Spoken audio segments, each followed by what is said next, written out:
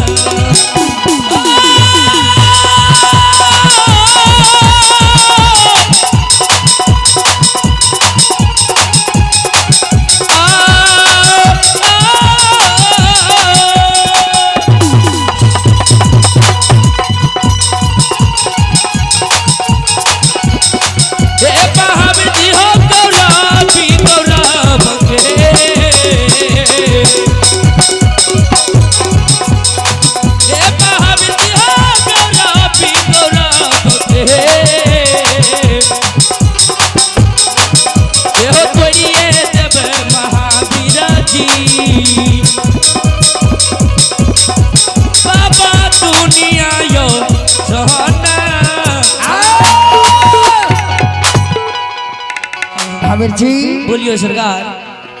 भक्तराज ज्योति कह रहे कि हमरा सन के भक्ता पंजियार पूरे पोपी नगरी में क्यों नहीं जाए। बाजा भोल में उठा रहा है, बाजा संत मास्टर कहाँ चले जाए। भक्तराज के गौरव गुमान अहंकार लोभ मोह क्रोध के तैर गल जाए। महावीर जी जी सरकार। ए हो जयरा से भक्तराज ज्योति चलते आयो और राह में हम अमती के काट ने बिछा दी तो हमरो नाम और राज जय राज से भक्तराज चलते हुए राह में लंबे लंबे ढेपा ने डाल दी तो हमरो नाम धर्मराज। जय राज से भक्तराज चलते वही राह में बाग सिंह